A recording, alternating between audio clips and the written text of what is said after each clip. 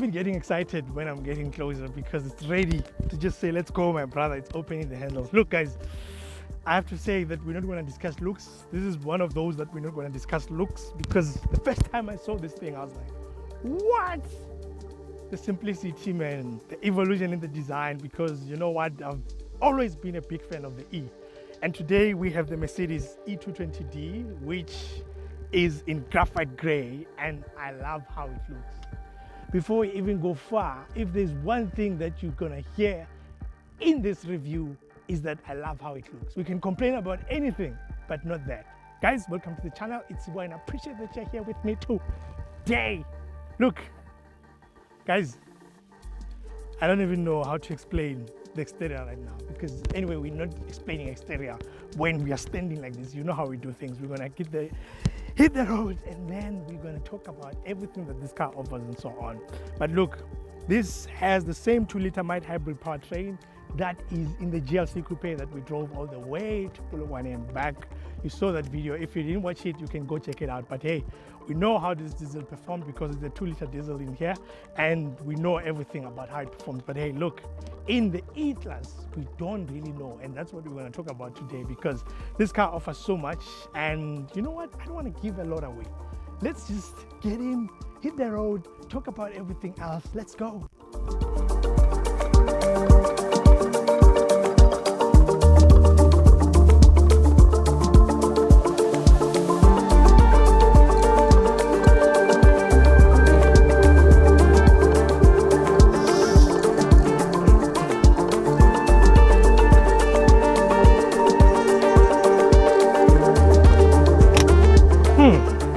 Let's start properly. Guys, we are in the E-Class today, and you can see that I'm wiping the fingerprints off, because that's something that you're going to experience in here more often than not. That's why Mercedes is sending these cars with microfiber cloths and so on, so that you can be able to just wipe things off, man. Things are a little bit sensitive when it comes to fingerprints and so on. But guys, this is the E220d. The powertrain that is in here is the one that we are used to.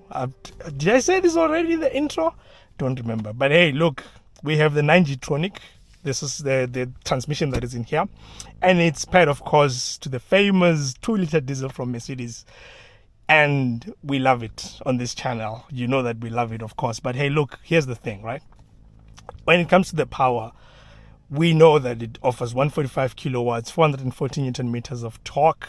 And because of the ISG system that is in here, because this is the mild hybrid system, you will get a boost of 17 kilowatts when you need to push it down and get that power when you are moving.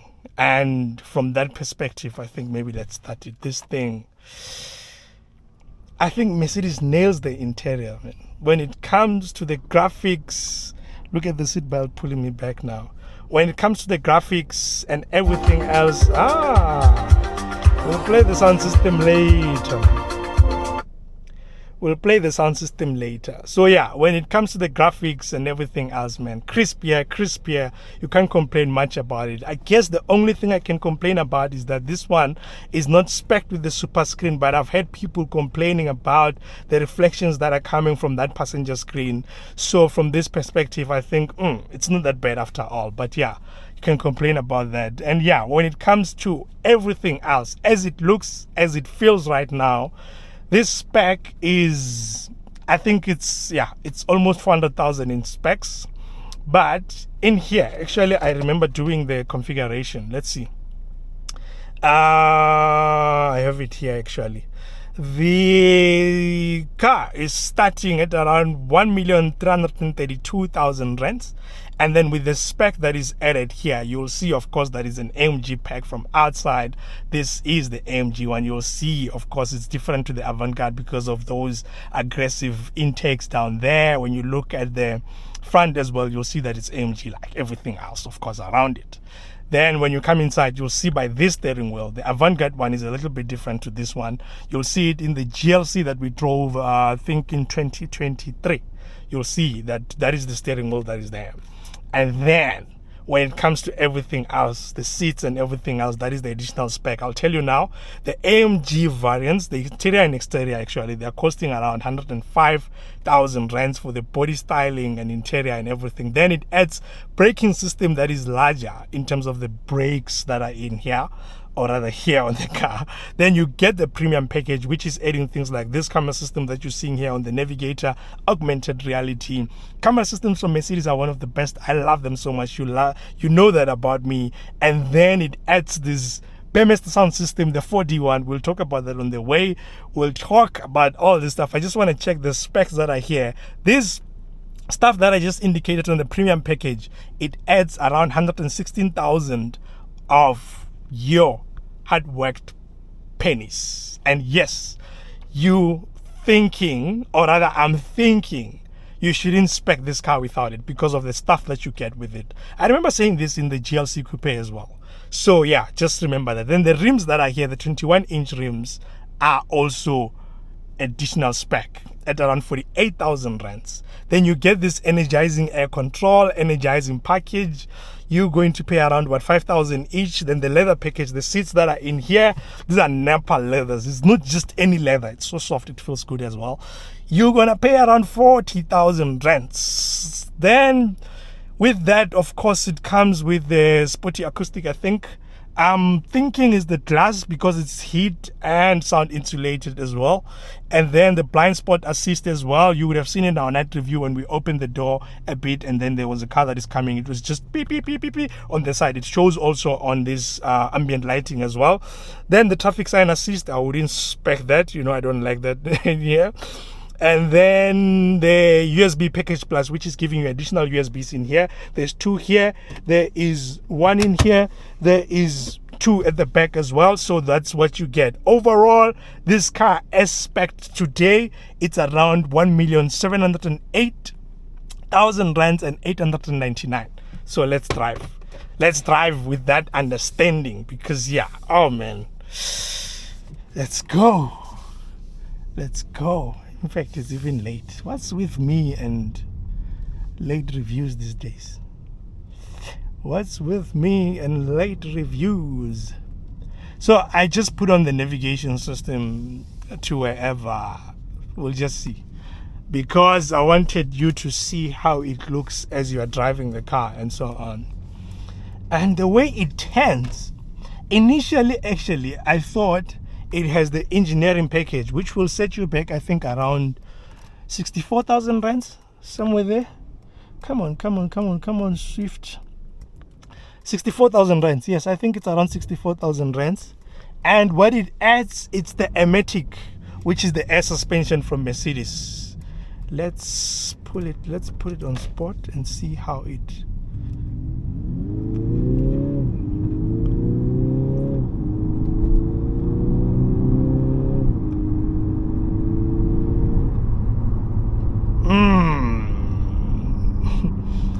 You know, this diesel sounds like a petrol. I think I said this in the night review. It sounds like a petrol a bit.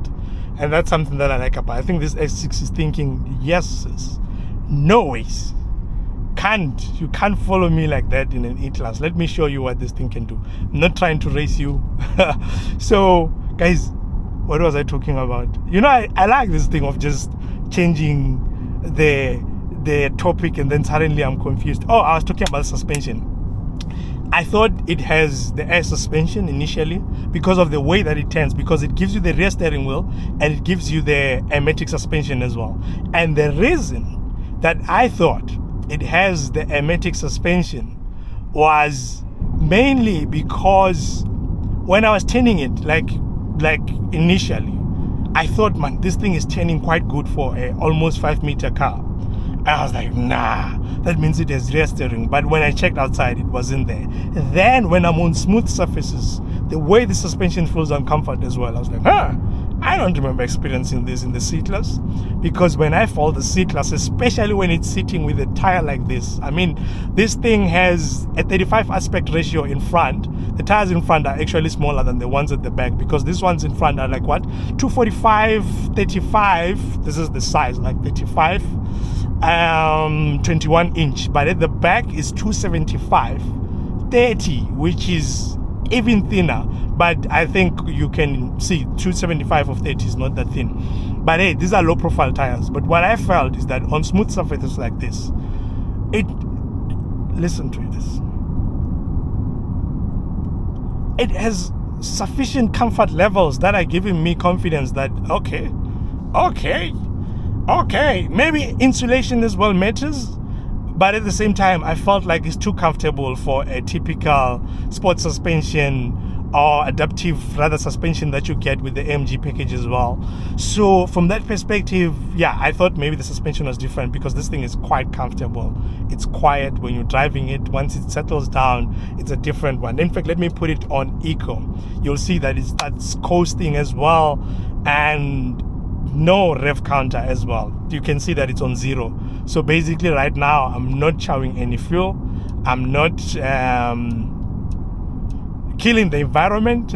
So yeah, I'm environmentally friendly right now.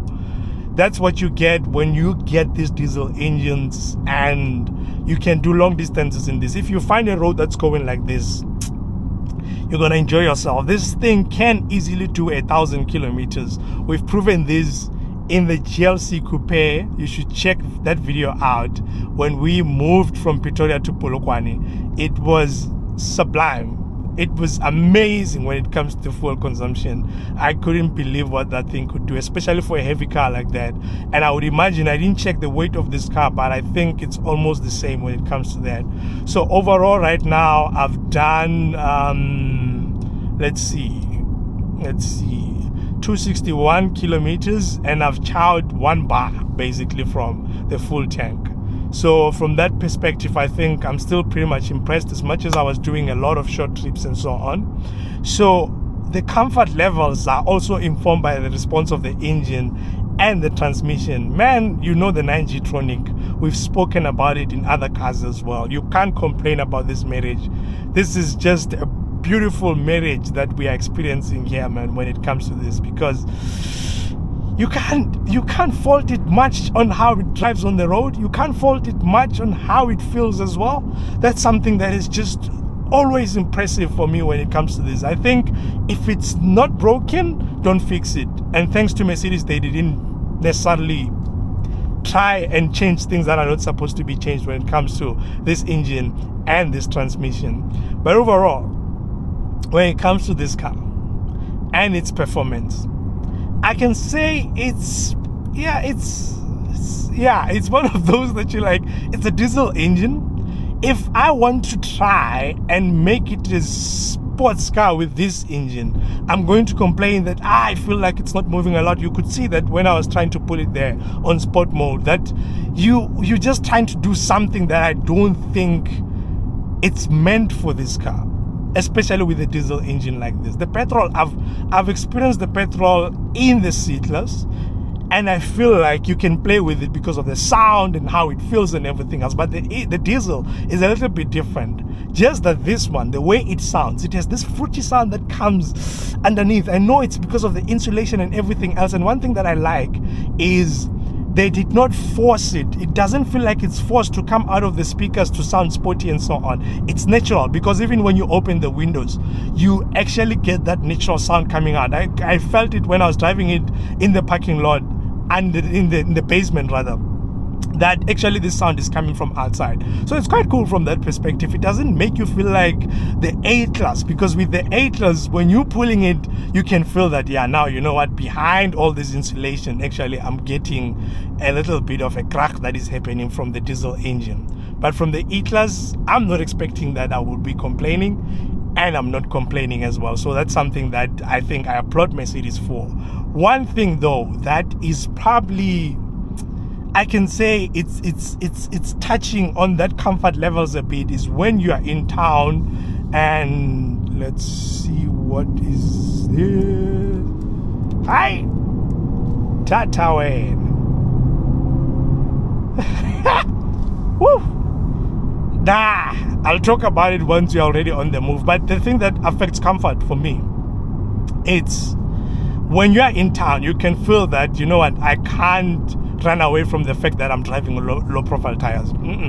You will feel that these are low profile tires, because the in-cabin noises that are coming in are actually sounding a little bit harsh in some instances because of the kind of plastics that they used as well. If I do this, can you hear that? It's actually making that squeaky like sound, scratchy bit, and I felt it on the dash as well, here as well. It's a little bit sensitive when it comes to that, and that's why I always applaud the GLC, because normally when you get it with bigger tires, and that doesn't make you feel like it's coming into the cabin a lot.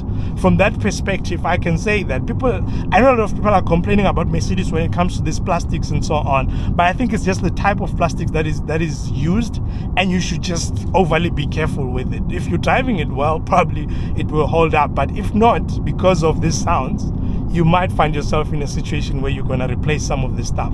But overall, when it comes to the quality and how it feels, besides these panels that are just hanging in the air like these plastic ones, honestly, the E-Class is much better experience compared to the C-Class overall. It doesn't feel overly sensitive at all, and I think it's also owed to the kind of leather that is here, because Napa leather, it makes you feel like you're touching soft touch that is so much quality that you can forgive a lot of things. And of course, when I'm looking at the interior overall, I can't lie, the reason actually I'm driving it now around 6 p.m. is so that we can just have a full experience. Also look at this ambient lighting that is just so beautiful. No one can even argue against that. And when I think about that overall, I'm like, no, this interior is something else. Look, they didn't give us the super screen. I'm complaining about that. But it's still actually quite good. And I think a lot of people still spec it with this screen rather than the super screen for whatever reason. Because when I'm looking at it, it's still looking quite good. It looks actually quite good. The integration that they've done with the stuff that looks a little bit metallic. Sorry about that. I need to focus. You know, sometimes when you're talking, you feel like you're not that focused. Look at how it's just crawling out of. This is where we are pulling it now on. Let me put it on comfort, because I did it on sport before. I didn't say it's lazy, and I didn't say it's the quickest of the line. Remember that. But back to the interior. So yeah, when it comes to the overlay overall, I think it's quite great. Yes, I love the C-Class because this screen is tilted towards the driver a bit, so you can easily just reach the stuff over there. That's one thing probably that, yeah, I feel like that screen is a little bit too straight there. Doesn't bother me that much, just that I know how the C-Class is so supportive when it comes to that. But you know, with Mercedes, they are careful in how they are putting these screens. They raise them a little bit down here so that it can be closer to you. For you, when you want to attend to the aircon controls or get to home button to do whatever that you want to do, you can be able to do that. You come to the menu here. Why is it doing that now? Hey, why are you embarrassing me? Hey man, there are people here, man. You see, these are the aircon controls when you're getting there, and you will see that you can easily just reach here. But the design overall, man, the seats, the way they feel, for me, it's just amazing how this thing feels overall right now. The way it feels, the way everything is just laid out. I think this is one of the best interiors overall in the market. Doesn't matter what car you think of, doesn't matter which segment you're looking at. This is probably one of the best interiors that you're gonna get out there, because of the way the illumination happens with the ambient lighting as well. Just everything from the seats controls. I may say I'm not overly used to having seat controls here, but look, my hand in the first few days of getting into a Mercedes, it's always going down here. But once you get used to just adjusting it here, you are sorted. And you'll see, of course, the way it looks overall, even in the rear, they did not just leave things hanging. They made sure that it continues from ambient lighting to the metallic finish of the speaker covers from the Burmester sound system. Those things are informing a lot of how a person feels overall when it comes to the car itself. And I think I love this interior. The wood paneling that they used here, I think they call it paw wood something. I'll just put it on the screen, but it feels quite good. I'm glad that they use this and not necessarily the piano black. If you spec this space is quite is a lot of space for piano black. You might end up in a situation where you have too many scratches. So rather take that AMG carbon fiber look, or just take this one, because this one is even the standard one. You don't need to pay anything extra. I think it looks quite cool, especially with the fact that we don't have the additional screen there. But when it comes now to the exterior, I would say one can argue with me and say, no, but nah, I don't think what you're saying is true. But for me, I think this is one of the best looking, do we call this one sedans or saloons? Because this is a big car. Best looking sedans, executive sedans, I think that's what they call it, out there. I know that beauty lies in the eyes of whoever. Puma you're fit or no. So I know that beauty lies in the eyes of whoever, but hey, look, this thing is stunning. When you spec it as AMG avant-garde, yes, you will just show that, you know what, I'm the ambassador, I'm important, I'm driving in the E-class, you can't tell me anything. But I think overall, even with this AMG spec, still quite amazing. It still looks executive, it still looks the part when it comes to that formal kind of feel that you get with being the important guy who's gonna be driven. It still gives you that. From the driving seat as well, it still gives you that as well. So overall, the looks, I think for me, it looks amazing. I don't have to tell you that it has all the stars in the grille. It has this black accents in the bumpers. It has amazing side profile when I'm looking at this 21-inch. I don't have to say all that. You can see that on camera, of course. But let me just say that some of this stuff, because it looks quite amazing. I think this rim is similar to the C45 one. Is it C45, right? Yes. On that one, I feel like they're too big for the car for some reason, because I like the normal ones that are on there. But when it comes to this one, I feel like they're fitting quite well, and anything below 21 might start to look a little bit small. Even if you're putting like the normal 19s or you put the 20s, I think this 21 is making this car to feel well, or to look rather well proportioned. It looks quite amazing to me. I mean, the way this thing turns, man, it's like there is a thingy on the rear. It's a rear steering. Woo! Nah, this diesel sound good. Nah, it sounds very good. I'm very much impressed with how it sounds. And yeah, I was still saying, hey, you know, sometimes I talk like I'm just talking to someone who's sitting here, but that's a good thing. We are together in the car, right? So I was still saying the way overall it looks for me from the rear as well. Maybe it needs a little bit of a spoiler, I don't know, but the way it looks so executive. It looks like they meant to do this so that they can attract the right audience, and I love that for it, because it looks good, man. Those stars in the rear lights as well, because as well, I've shown you at night how they look like, the way they turn on and off, the sequence that they do. They don't do like funny sequence and anything else, but the way that they gradually just come on and off, man, it's quite cool. And when you spec it, of course, with the premium package that is in here, you get the digital lights as well. I've shown you at night. You can go and check the night specs from the night drive video that we've already done. It is this car. There's, you know, I've always said this about some of the cars, especially if we relate to some of the reviews that I've done with the Volvos, that I can't complain about much. And this is one of the Mercedes cars that I think, from my side, I can't really overly complain, especially because there's stuff that I expected from my side that I feel like they're addressed from the seatless. So I'm expecting that the E-Class is addressing those, and I can feel that for sure. Overall, it looks amazing. How does it drive? Once you put it on sport, like I said, these tires are quite big. So yeah, you can feel, of course, when you get the road imperfections like this, that it actually, you know what, you have low profile tires, and the suspension as well can get a little bit stiff. Even when you hit curves like this, man, this thing can curve for days. Oh, woo. No, I'm telling you, this thing is once you're already on the move. Remember, I said when you are starting it, and you want to have like the best pickup or whatever, you might not be getting the right engine because you still need to wait for the E53. But in here, once you're already on the move, you want to overtake, you want to catch up to the cars in front of you, you want to save fuel, you decide. This engine, this transmission, the performance, man, quite amazing. I love what Mercedes has done with this thing, man. We can complain about some of the things, but I think this is one of those cars where you can look at and be like, if I don't talk about pricing, I think I can say it's almost a perfect sedan. That's what I'm thinking right now. Almost a perfect sedan, because wow. I mean, the only other thing that I can complain about right now is the fact that they didn't spec it with the sunroof.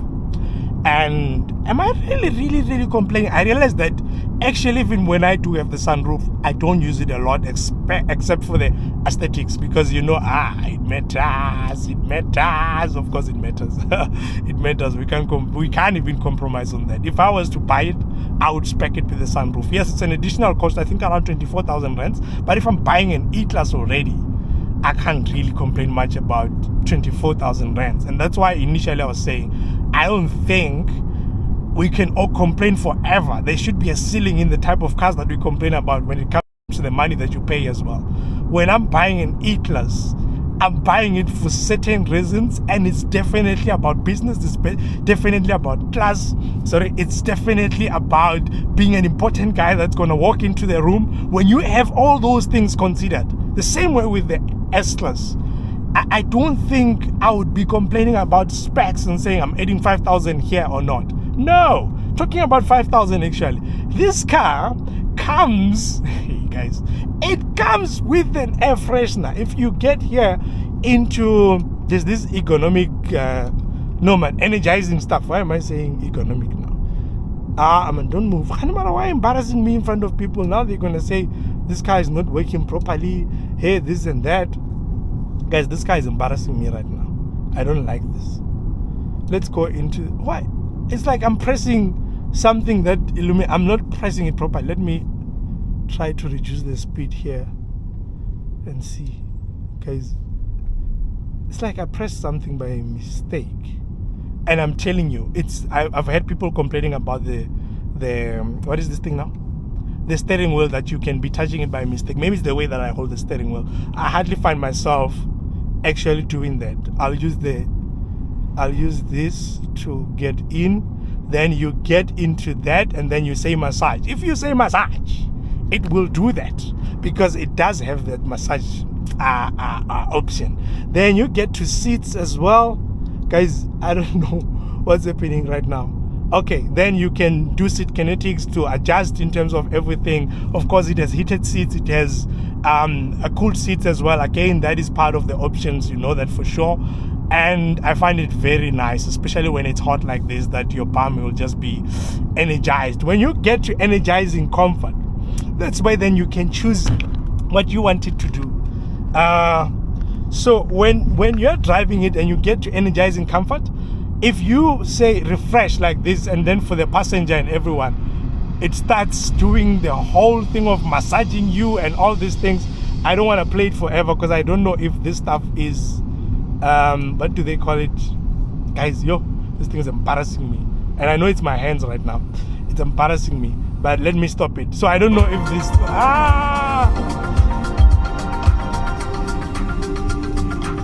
guys, I swear I pressed something right now. But look, all this stuff, they appear like gimmicks, but they add a lot of comfort, because when you press that energizing thing, it starts blowing in that air freshener. You can find it in here actually. It's there. It starts blowing that, then the seat starts massaging you and doing all these nice things. I mean, those things are worth paying for. Unfortunately, I think they're only in front. So if you are the person who's going to be sitting at the back, probably you need to buy the S-Class. You need to buy the S-Class. Hey, we're now pothole. So yeah, I think that's what you get. So yeah, the sound from Burmester. I was disturbed actually. Burmester 4D surround sound system that I have a little quarrel with. I love it for the features that it has, but I have some limitations with it because of the way it sounds. Look, it has 17 speakers overall. There are also 2 speakers in my driver's seat, which are adding a lot to the experience overall. I think the surroundness of it, it's quite clean, it's quite crisp, it's amazing. But because I love music that is big on low frequencies as well, that's where I think I'm a little bit limited, because the more you take it up with the subwoofers that are sitting, or rather are placed in the firewall in front of us here, that's where you start to feel the limitations of this car overall. Let me just play it.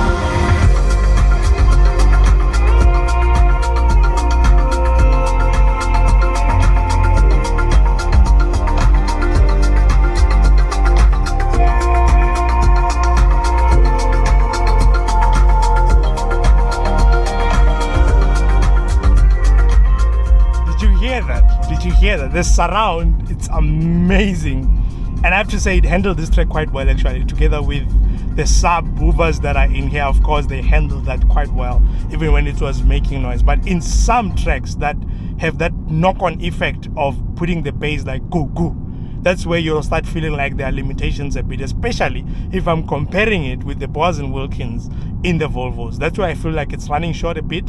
And overall, it's amazing with the surround, with the crispness, the clarity of the sound and everything else. I think they've done a great job when it comes to that. I can't overly even complain about that. But overall, good sound system. You can enjoy a lot when it comes to when you're driving it at night. Why am I saying at night? When you're driving it on long distances, you can actually have a lot of fun with it without actually getting external noises coming in, because overall this car is actually quite comfortable as well, well insulated. Oh, I can say a lot of things, guys. I think overall this was a great experience with this car. I don't want to lie to you. Yes, we can talk about how it is, how expensive it is and everything else, but I have to say overall I've enjoyed the experience.